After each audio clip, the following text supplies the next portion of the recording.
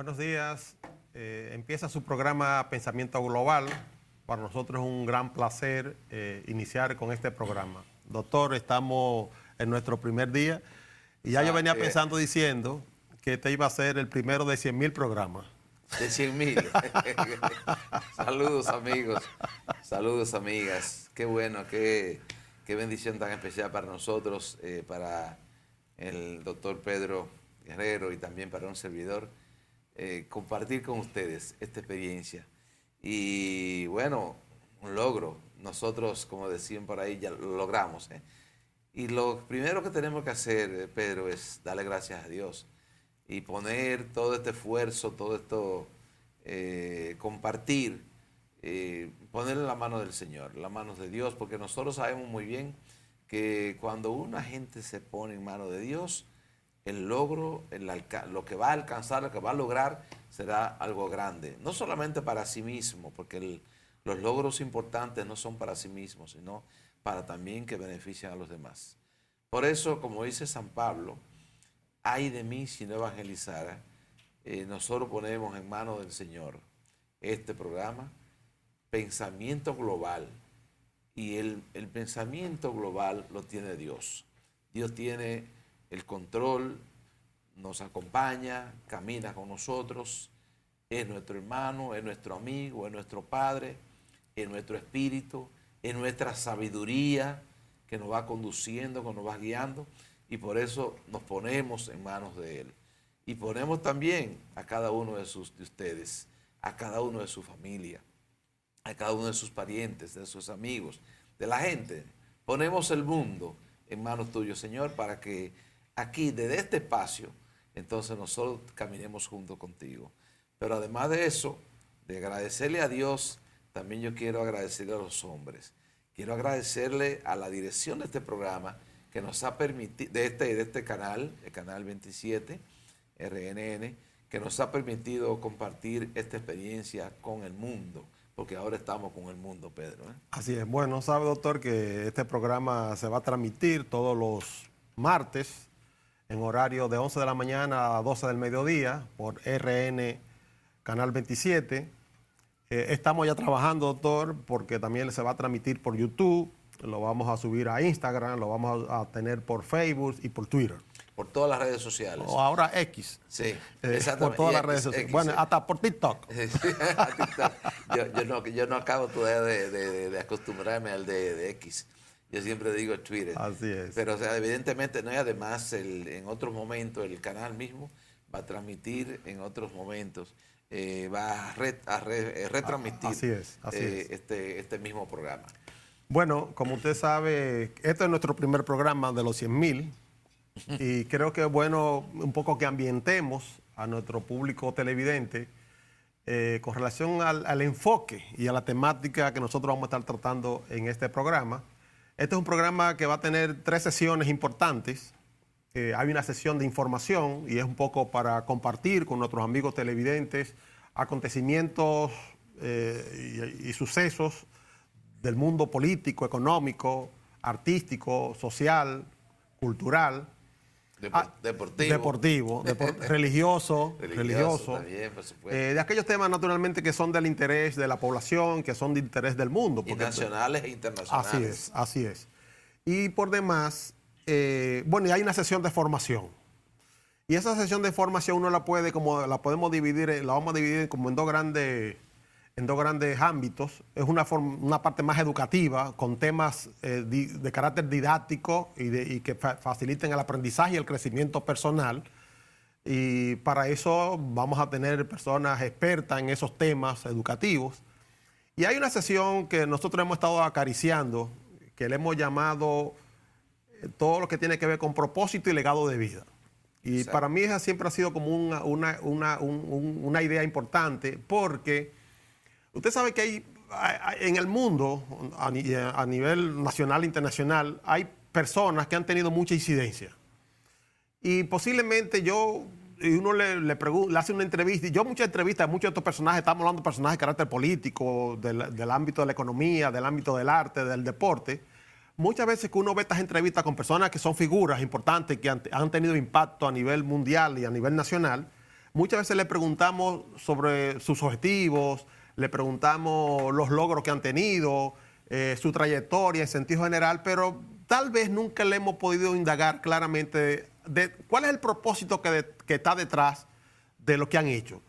Y yo diferencio lo que es un propósito de lo que es un objetivo. Un objetivo normalmente tiene que lo que yo hago, cuánto he hecho y cuándo lo he hecho. Pero el propósito está vinculado más a para qué tú hiciste eso y cuál es el sentido que tú le pusiste en tu vida para hacer eso. Está muy vinculado a lo de la misión. Así es. La misión. Y esa segunda parte, debo decir que nosotros tuvimos la tentación de hoy agotarla, la segunda parte que hace el doctor Pedro Guerrero, de tener esa parte de formativa. ¿Cómo se trae eso? Bueno, se trae, como decía muy bien Pedro, un experto. Si queremos hablar de deporte, bueno, traemos un buen deportista. Si queremos hablar de béisbol, de religión, pues un evangélico, un protestante o un católico, una persona que nos hable de su religión, etcétera. O un musulmán, puede ser también. Porque aquí estamos abiertos a todo, por supuesto.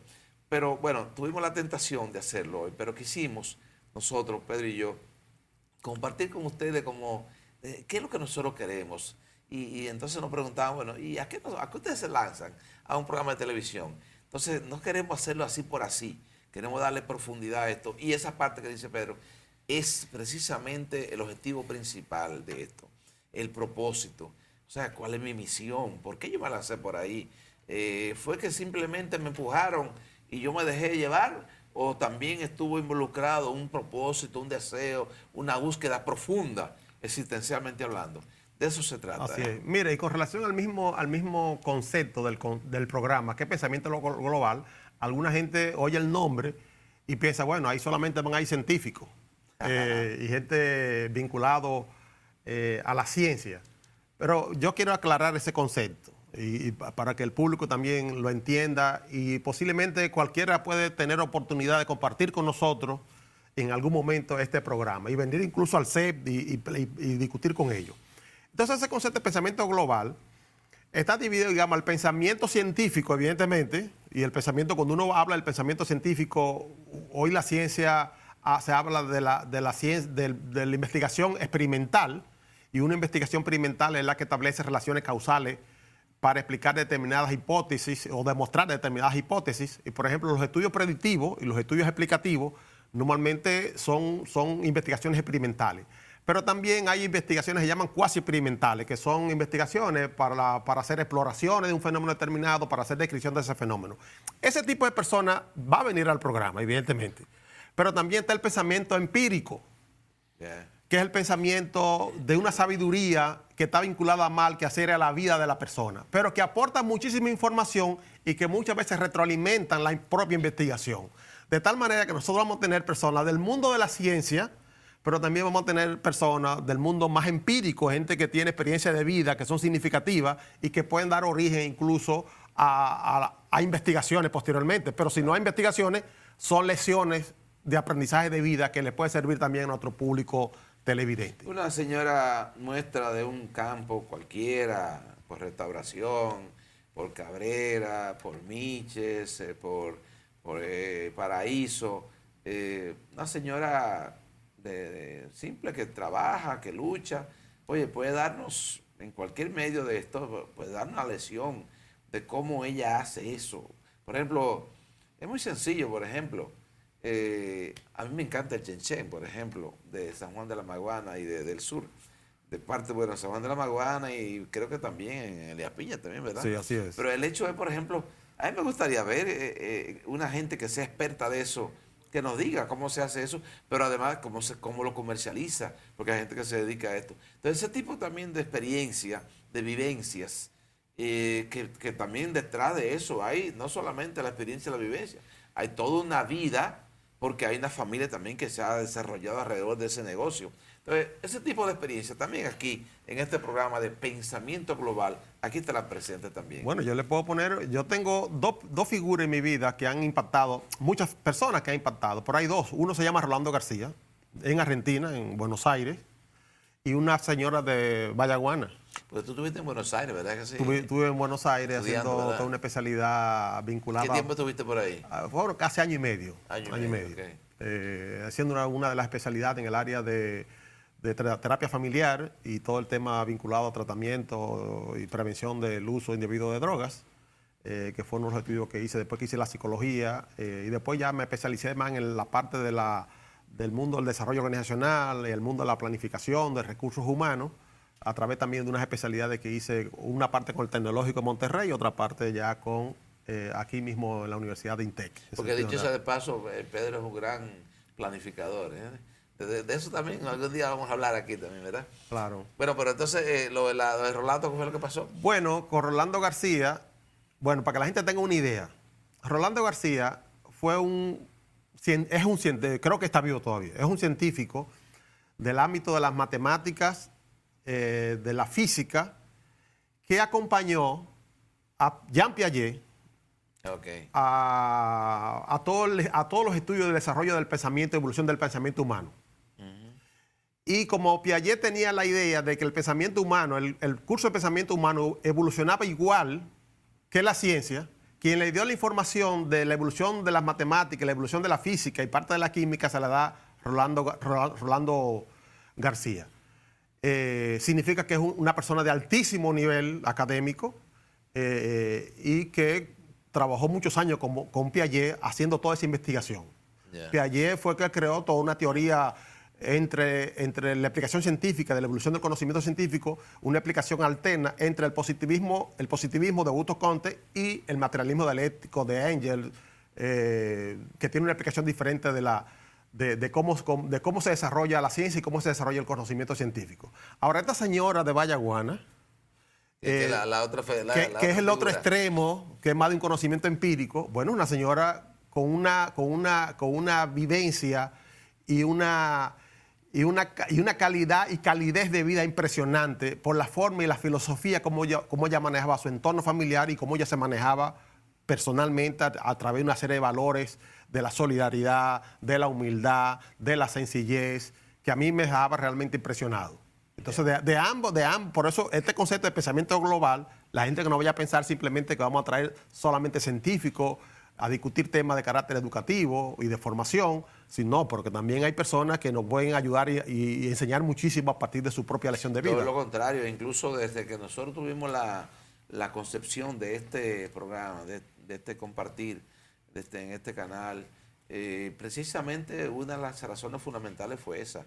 Es que nosotros no solamente tener en cuenta lo que la gente ha hecho en laboratorios y demás, sino también qué la gente ha hecho en la vida cotidiana. Y esa experiencia, esa riqueza o esas riquezas, porque hay mucha gente que que lo ha hecho, es precisamente de las cosas que nosotros debemos traer aquí en los medios de comunicación. ¿Para qué? Para que se reproduzcan en nuestro diario vivir. Bien. Y de esa manera esta vida sea más placentera. Así porque una de las razones que nosotros tenemos aquí, estar aquí, Pedro y yo, ¿sabe cuál es? Es también fortalecer las herramientas que nosotros podríamos tener para ser más felices. Así es. De eso se trata. Bueno, nos vamos a nuestra primera pausa y en breve regresamos.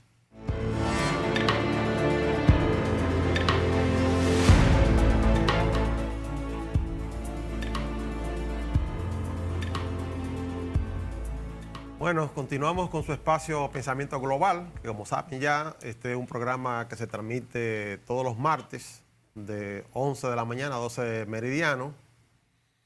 Doctor, de hecho hoy vamos nosotros a tratar 3 temas que, como dijimos al principio, la mayoría de las veces vamos a tener personas invitadas para compartir algunas entrevistas de carácter formativo y educativo. Pero quisimos nosotros, precisamente en el día de hoy, empezar nosotros y vamos a trabajar 3 temas que ya lo habíamos conversado antes de este programa. Y es un poco abordar todo este tema de lo que a mí me parece una cosa interesante porque yo siento que no lo hemos reflexionado con la suficiente profundidad, que es un poco todo el tema de la transición de siglo. ¿Y qué es lo que ha pasado en este proceso de transición entre el siglo XX y el siglo XXI? Vamos a abordarlo con detalle más adelante, pero solamente lo estoy anunciando.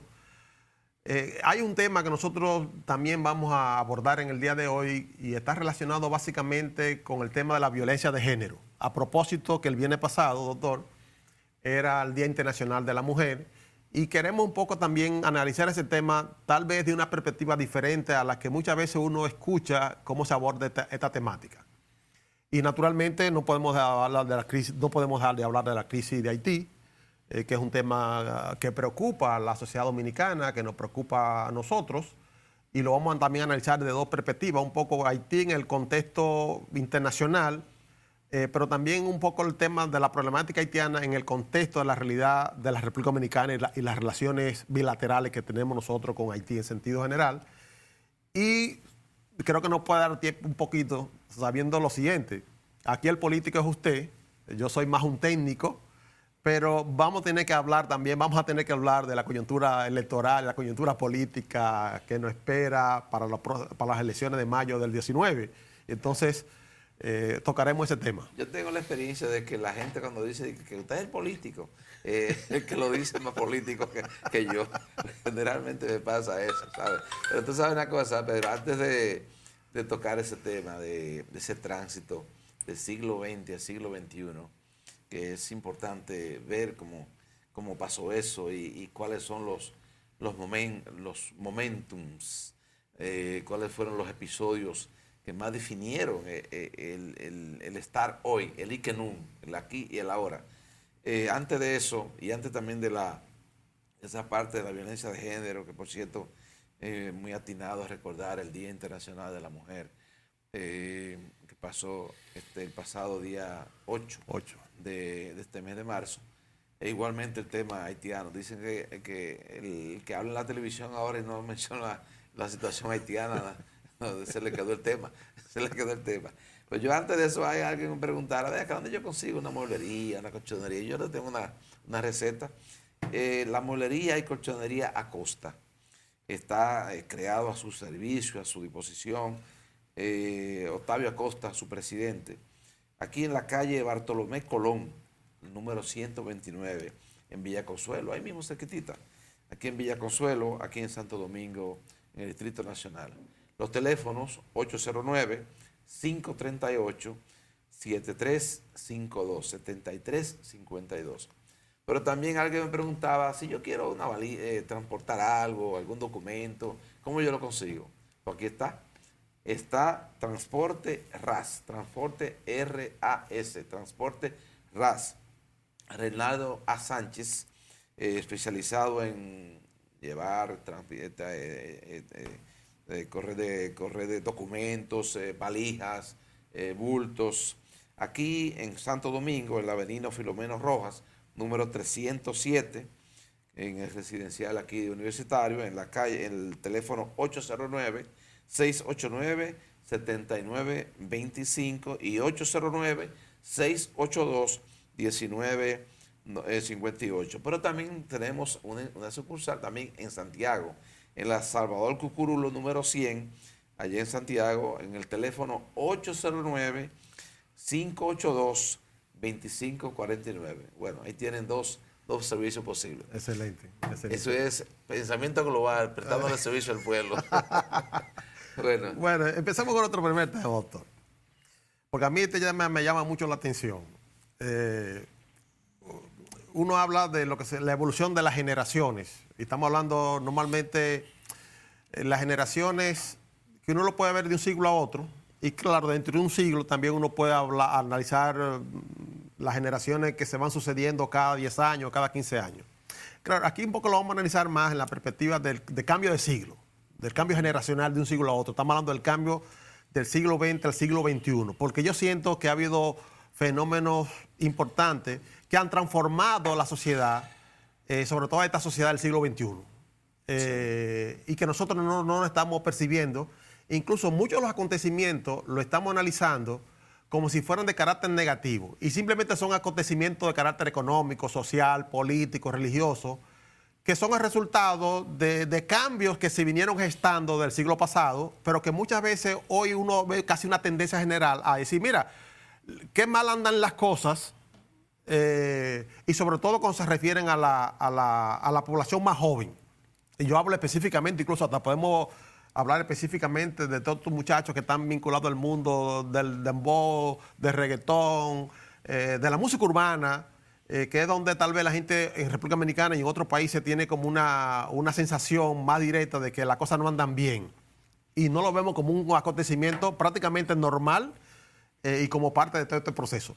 El tema de la evolución de la generación, uno la puede analizar en términos de la evolución de los acontecimientos históricos en el siglo XX versus los acontecimientos que ya se están gestando en este primer cuarto de siglo del siglo XXI.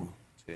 Pero también lo podemos analizar en función de generaciones humanas, de ver la evolución de las personas. Y lo podemos analizar en ambos casos. Doctor, ¿en qué año usted nació?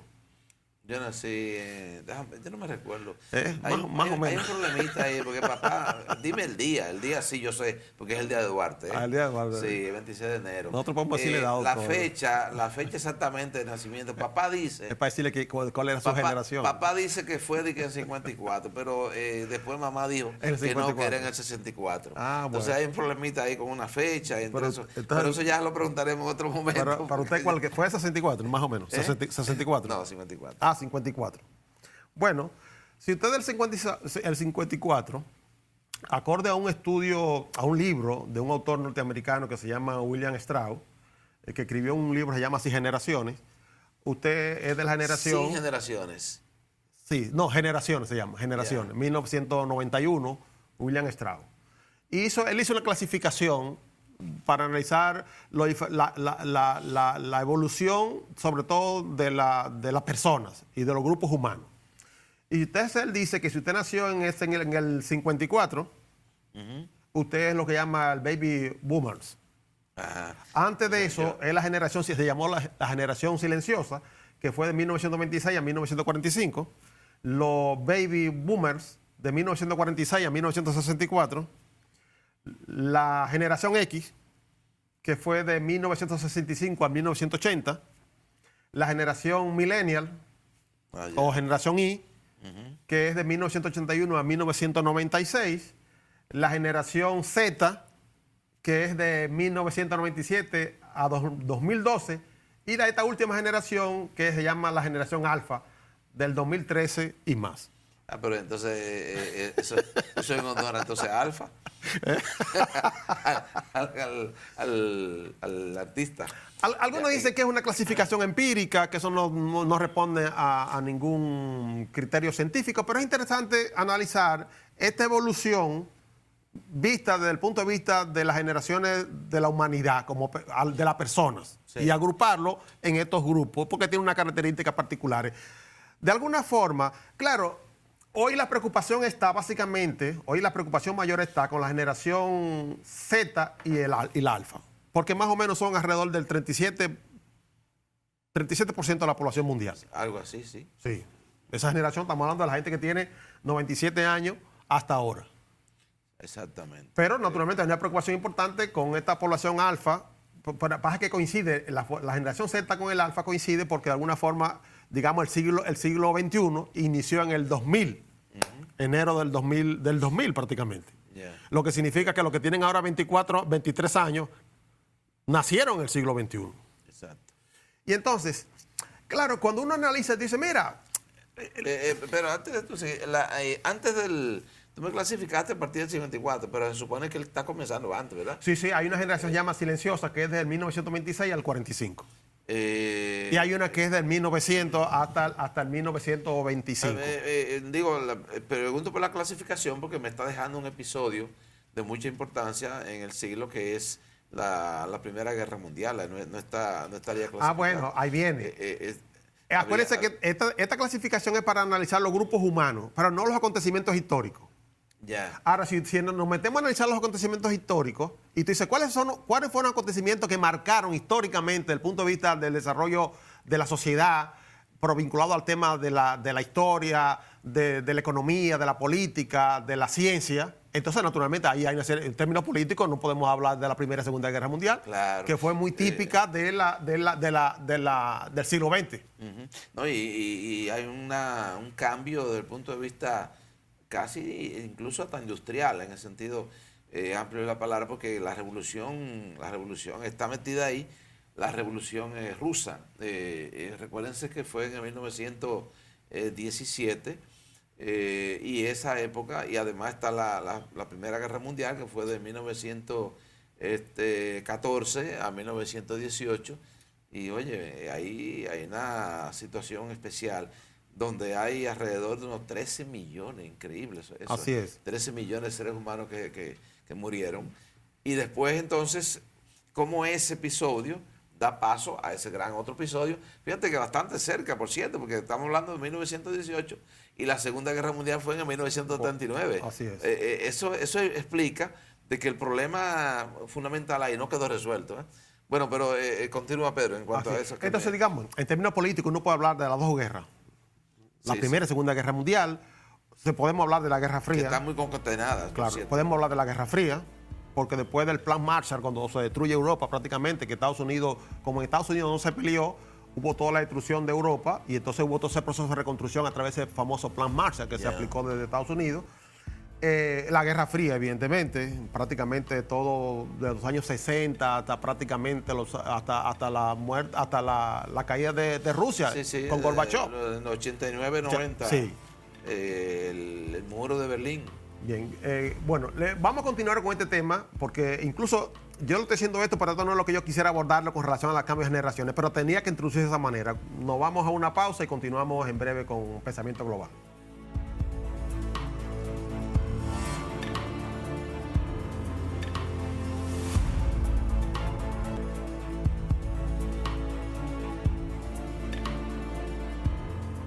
Bueno, continuamos con su espacio Pensamiento Global, que se transmite, como ya saben ustedes, todos los martes de 11 de la mañana a 12 de meridiano por RN Canal 27. Entonces, doctor, viendo este tema, dice, mira, esas son particularidades importantes que caracterizaron el siglo XX, el desarrollo industrial desde el punto de vista económico, evidentemente toda la revolución de la industria y de la automatización, no la automatización, digamos, la mecanización de los procesos productivos, claro, evidentemente se genera en el siglo XX. La medicina. La medicina, la mayoría de las enfermedades de transmisión y no transmisible o se crearon vacunas para resolverlas o se crearon tratamientos. La penicilina en 1935, por ahí, ¿verdad? Claro. Esos son acontecimientos. Claro, si uno se va al siglo y dice, bueno, y eso como que dio un perfil del desarrollo del siglo XX. Y tú dices, bueno, pero en el siglo XXI, bueno, y este siglo XX cierra prácticamente con todo el enfoque de gestión del conocimiento. Donde el conocimiento se convirtió entonces como el elemento más importante como motor del desarrollo. Se llama así, la gestión del conocimiento. Porque se entendía que la mayor riqueza de la humanidad no está en sus recursos ni siquiera naturales, que están en los recursos no bajo tierra, sino los recursos sobre tierra. Y dentro de los recursos sobre tierra en la persona. Y en la persona el conocimiento. Que es el que al fin y al cabo genera la mayor cantidad de cambios, de investigaciones que impactan naturalmente el desarrollo de la humanidad y el desarrollo de la industria, de la economía. Claro, y eso... Déjame meterte una cuñita ahí sobre los recursos. Escuché recientemente, no recuerdo bien quién fue la idea, le llama el recurso o la riqueza azul. Tú sabías la riqueza azul, ¿sabes cuál? Las riquezas que hay debajo en el mar. En el mar. Ese es otro elemento también que hay que agregar, porque realmente incluso uno a veces ni sabía que el mar tenía tantas riquezas. Y bueno, el mar tiene tantas riquezas que cada rato vemos porque la gente se está peleando, ¿verdad? Claro. Sin embargo, mire, ese concepto que se llama, de hecho también se llama así, comida azul, como usted le llamó, la riqueza azul, comida azul, para referirse a todos los recursos marinos, y se combinó con lo que se llama la economía circular. Por un tema de la preocupación que hay en el siglo XXI respecto al cuidado y protección del medio ambiente, resultado del cambio climático y todos los eventos que están afectando a la humanidad en sentido general. Pero digamos, el elemento distintivo posiblemente del siglo XXI inicia con todo el desarrollo de la tecnología de la información.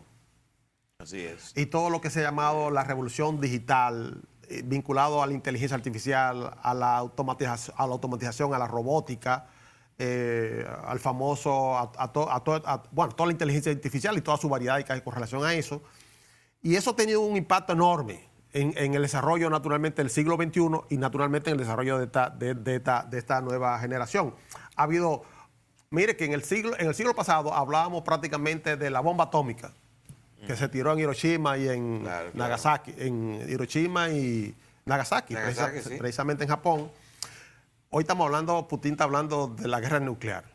Sí, sí, ya. Y para que tengan una idea, una bomba nuclear de hidrógeno tiene 100.000 veces más potencia que una bomba atómica, para que tengamos más o menos una idea de lo que estamos hablando ahora. O sea, bueno, pero hoy hablamos de la medicina.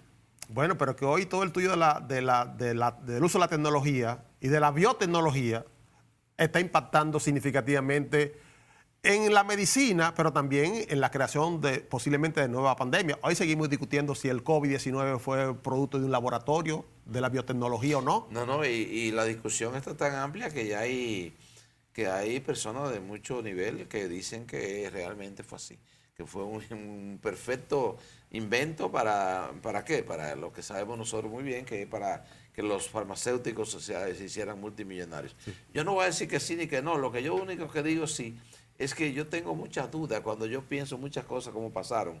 Y además como, yo no sé, pero como que yo vi como tan rápido esa vacuna, como que es muy tan rápido que la vacuna surgió. Pero bueno, no quiero meter esa duda ahora. Lo que siento es que en el siglo hemos tenido, bueno, en ese tránsito del siglo hemos tenido dos grandes pandemias, que la española, la famosa gripe española en el 1918, y también, bueno, que por cierto coincidió con la Primera Guerra Mundial. Así es. Ahí se mezcló prácticamente el fin de la Primera Guerra Mundial coincidió con la gripe. Y después vino la pandemia que ha sido también, que ha despertado todo un mundo, de tal manera que ya tú cuando vas a hacer reuniones, dice, ya después de la pandemia, la reunión vamos a hacerla virtual. O sea, ¿por qué? Porque, bueno, la digitalización, la virtualidad, las redes sociales, el impacto de las redes sociales. Esta generación alfa nació con un celular en la mano. Así es. Pero yo fui el día pasado a un negocio acá, Pedro y amigos televidentes, que yo me asombré. Yo conté, ¿sabes cuánto? Yo conté 17 en pequeñas empresas que venden todo lo que tiene que ver con herramientas vinculadas a los celulares y demás. O sea que se está vendiendo, pero y yo me preguntaba, pero ¿y por qué tanto? El mundo del trabajo y de la producción, el mundo del trabajo, doctor, y la producción, claro, acorde a los MOS, va a cambiar enormemente. Casi la mayoría de las profesiones van a desaparecer. Todo se va a automatizar, se va a manejar a través de la robótica, de la inteligencia artificial. Él los MOS se está proponiendo que va a haber que crear una especie como de bono universal. Yeah. Porque va a haber mucha gente desempleada y entonces la forma de resolver eso es decir, mira, hay que dar una especie de bono universal o bono de desempleo global para resolver ese tipo de temas. Yo quiero sugerir, le quiero sugerir a los amigos televidentes que se lean, bueno, al que no lo ha leído, todo el que no lo ha leído, léanse un artículo con respecto a lo que Pedro acaba de decir sobre la inteligencia artificial. Primero, hay dos cosas muy sintomáticas. Primero, el esfuerzo que hizo la comunidad política de Estados Unidos, y concretamente el presidente de Estados Unidos, que incluso lanzó una orden departamental controlando la inteligencia artificial. Primer aviso. Segundo aviso, ¿por qué varios países están muy celosos y vigilantes? Pero viene lo último, un artículo que acabo yo de ver, de Noam Chomsky. Oye, es importante leer. Él definitivamente descalifica la inteligencia artificial. Dice que no, eso es un invento. Por cierto, hay una conferencia, creo que mañana, en la UAS, sobre la inteligencia humana versus la inteligencia artificial en la UAS, creo que en la biblioteca. Pero bueno, lo que quiero decir es que el planteamiento de Chomsky, hay que verlo, porque él plantea que no, que la inteligencia realmente es la humana, la artificial es un invento, es una copia. Él lo ubica como la inteligencia plagio.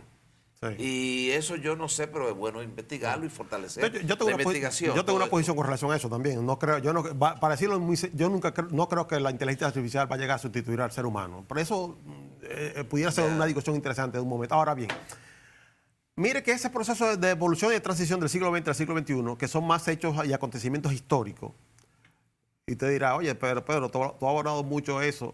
Y sabe que eso no es lo que yo quiero decir. Con relación a la transición del siglo. Mire qué pasa. Cuando vemos los cambios generacionales y el impacto que ha tenido la gente, ¿qué pasó desde el siglo XX al siglo XXI ahora? Y usted lo va a entender perfectamente, no es que lo va a entender, sino que lo sabemos. Mire, todo cambió en el siglo XXI respecto a los paradigmas y a los enfoques que nos permitían tener estabilidad, sosiego, y que nos condicionaron nuestra forma de vida y nuestra filosofía y la manera como entendíamos el mundo. Y se lo voy a explicar y usted lo va a entender perfectamente. Todos los paradigmas que sustentaban nuestra conducta y nuestro comportamiento desaparecieron. ¿Qué fue lo primero que desapareció? La ideología. Yeah. La ideología, con la desaparición de la Guerra Fría, prácticamente desaparece la ideología. Es decir, el enfoque capitalista, socialista, comunista. Hoy esos paradigmas ya no sostienen y no moldean la conducta del ser humano. Si usted analiza el sujeto del siglo XXI, es un sujeto más pragmático, que no está vinculado a tener defensa de pensamientos ideológicos y de defender posiciones. No, está sobreviviendo. Pero todos nosotros, usted y yo, nos educamos bajo un enfoque ideológico, con una formación política determinada, con un pensamiento político determinado. Defendíamos ese pensamiento, no adheríamos.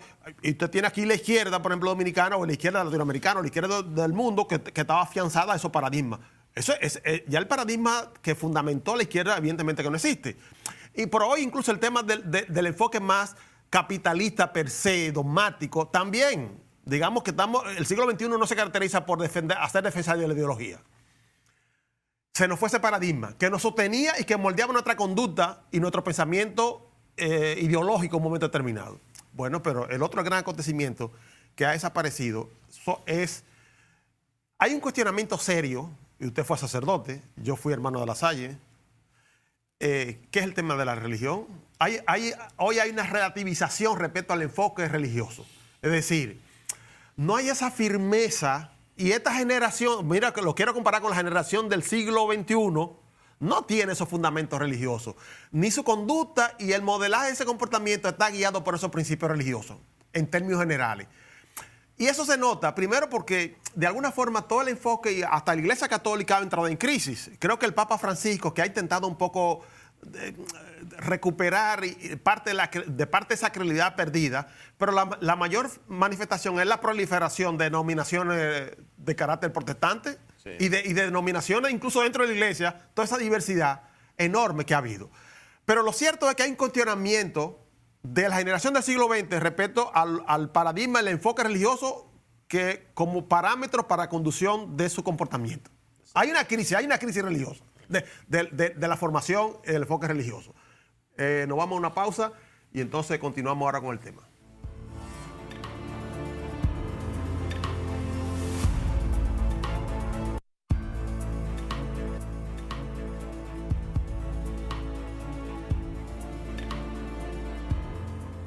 Seguimos con Pensamiento Global, RRN, Canal 27, todos los martes a las 11 de la mañana, de 11 de la mañana a 12 del mediodía.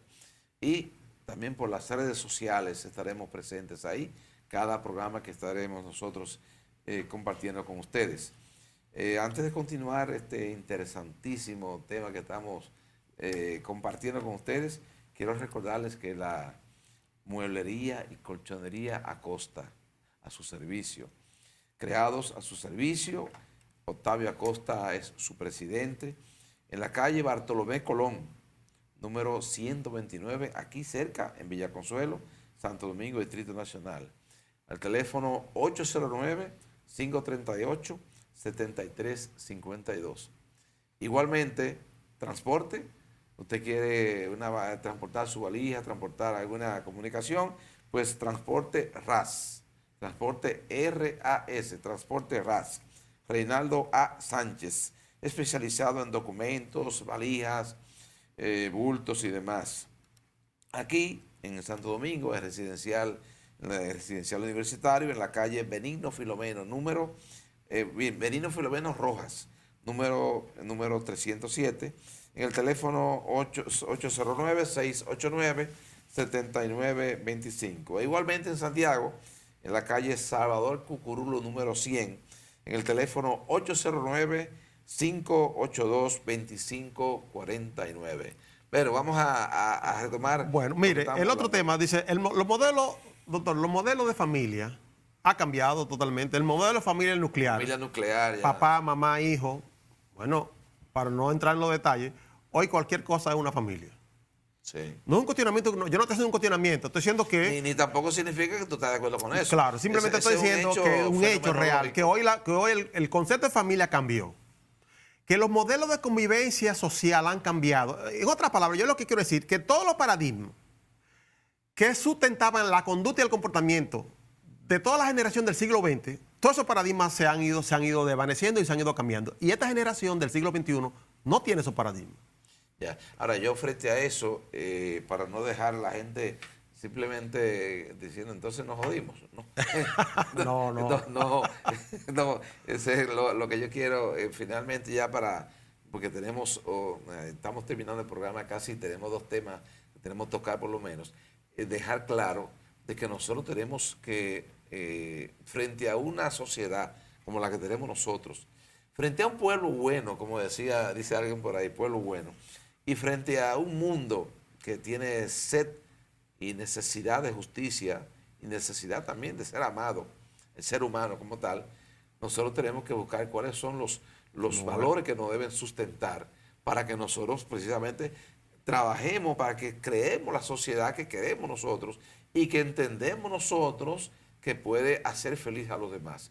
Para eso tenemos que crear una economía, una sociedad, partidos políticos, una iglesia, porque tú hablabas de la religión, por ejemplo, pero hay mucha gente que se ha refugiado a veces en la misma iglesia y los movimientos a veces fundamentalistas que trabajan mucho en la parte de desarrollo personal, pero que se quedan muchas veces en la parte personal y egocéntrico, claro. También a veces le hacen más daño que bien a la sociedad.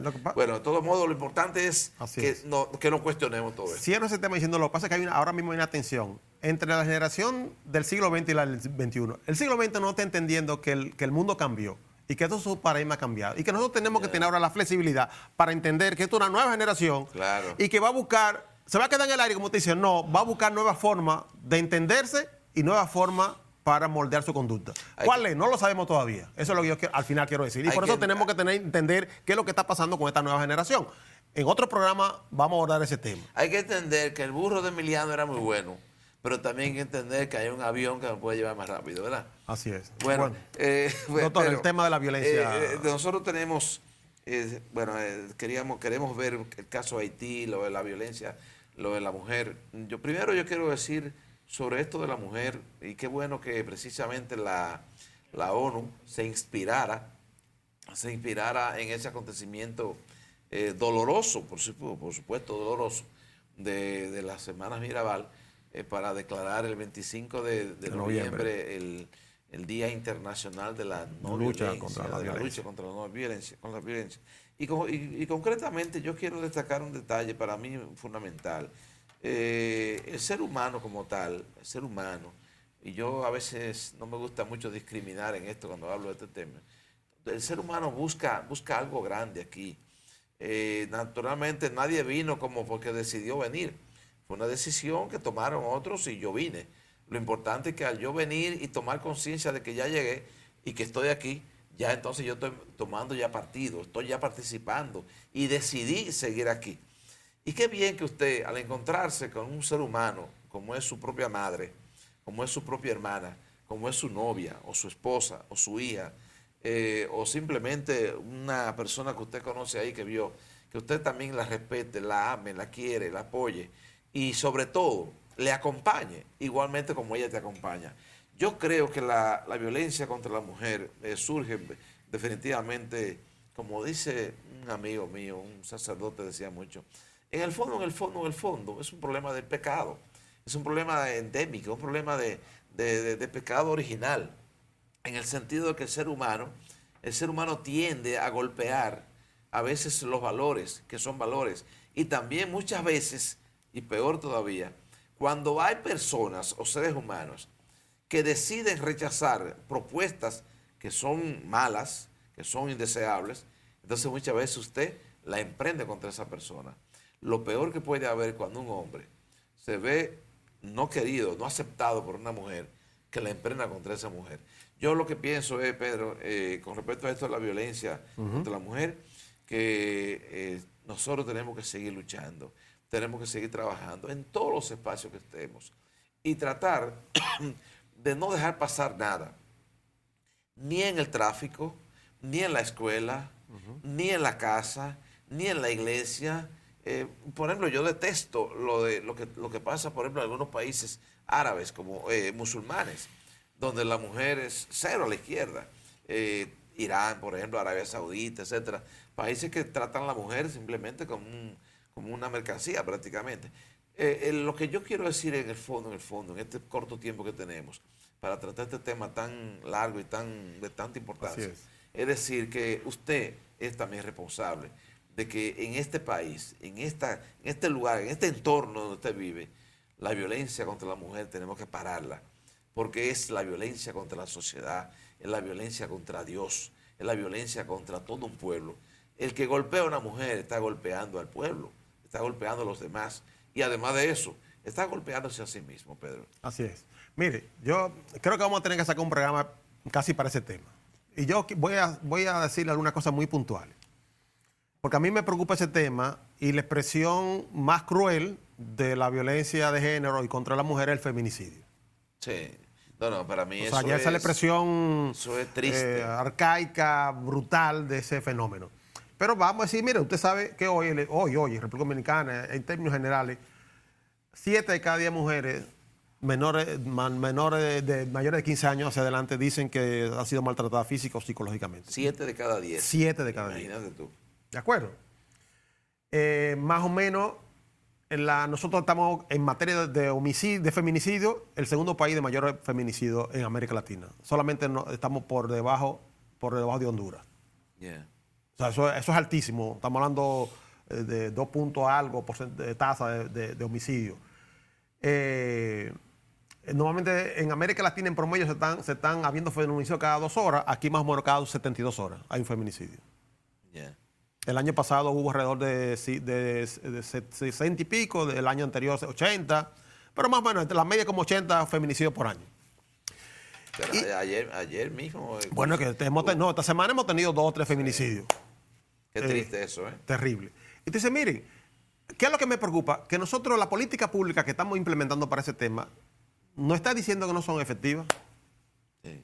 Eso es lo que nos está diciendo y que tenemos que repensar este tema. Eso es lo que estoy intentando decir. Y yo le voy a decir 2 temas. Mire, a las personas, al hombre que comete feminicidio, ese señor no tiene solución prácticamente. Una cosa es el celo y otra cosa se llama celotipia, que es una especie de trastorno del celo. Sí, claro. Por eso usted sabe cuál es el porcentaje de los hombres que se quitan la vida o intentan quitársela. Casi el 40%. De lo que son. De lo que matan a su expareja. ¿40%? Sí, casi 45%. Yo pensaba que era más. Porque es que casi a cada rato tú aparece muerta la mujer y el tipo viene suicidarse. O intenta suicidarse. Sí. Pero eso es altísimo, como quiera. Yeah. Entonces, mira, entonces nos está diciendo la política pública que estamos aplicando, tal vez tenemos que repensarlo un poquito. Y aquí nos metemos tal vez un tema que tiene una arista política, pero no es mi tema de análisis. Quiero decir que frente al hombre que es violento y que desarrolla esa patología del celo, yo digo, mire, con esas personas no hay que hacer, hay que crear un mecanismo de alerta temprana.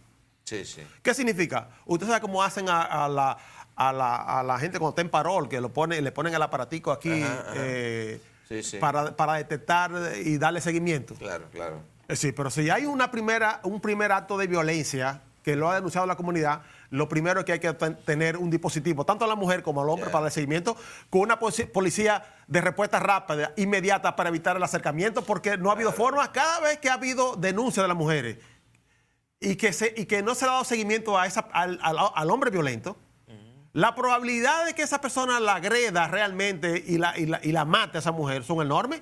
Yo estoy seguro que la gente, cuando nos escucha hablar de estos temas, dirá que en otros países ocurre parecido, pero es que cada uno tiene que cuidar lo suyo. Y yo creo que aquí se le ha llamado mucho la atención a los organismos del Estado, particularmente a la Procuraduría General de la República, Y yo creo que esta es una oportunidad para de nuevo hacer el llamado a la Procuraduría y también a los diferentes instituciones que se preocupan por esto y crear las condiciones. Bueno, eso es una de las cosas que se pueden hacer. La casa de acogida, el doctor. hecho es que hay que buscarle salida a esto. Bueno, la casa de acogida, la orden de alejamiento, el meter a los hombres aparentemente a unos programitas de que para la nueva masculinidad. Sí. Todo eso no ha funcionado. Ya. No, Entonces, hay que ver todo eso que no ha funcionado para entonces... hay que crear un nuevo mecanismo de control del hombre violento, es lo que yo estoy diciendo. Yeah. Y esa es una medida. Por otro lado, trabaja con la nueva generación. Yeah. Porque yo lo que estoy diciendo es que con esa generación ya, que ha desarrollado ese comportamiento patológico de la celotipia y que tiene un comportamiento de freno, no hay nada que hacer. Y lo único que tenemos que crear mecanismos de control. Y hoy, por el uso de la tecnología, tenemos mecanismos de controlar y prevenir esos eventos. Mira, Pedro, como nosotros prometimos que vamos a hablar de otro tema, yo le voy a decir una pregunta de ¿por qué? Pasando a otros temas y terminando él mismo prácticamente. ¿Por qué la violencia en Haití? Yo que simplemente este tema, yo lo he vivido toda la vida, simplemente decirle, señores, primero ponerlo en manos de Dios, porque el caso ya haitiano se nos escapó ya de los hombres, en manos de Dios, y sobre todo pedirle a Dios, oye, que esa bendita ONU funcione, que la ONU funcione, que los organismos funcionen, porque la verdad la ONU, la OEA, son organismos internacionales, señor, que no han funcionado para nada para el caso haitiano, el CARICOM, etcétera. Pero mire, doctor, dos temas se nos va a quedar. Y para el próximo programa, ya el tema Haití y el otro tema de la política, de la coyuntura política. Nada, amigos televidentes, nos despedimos de nuestro primer programa de los 100,000 que vamos a hacer para el próximo martes. Muchísimas gracias por su atención. Muchas gracias.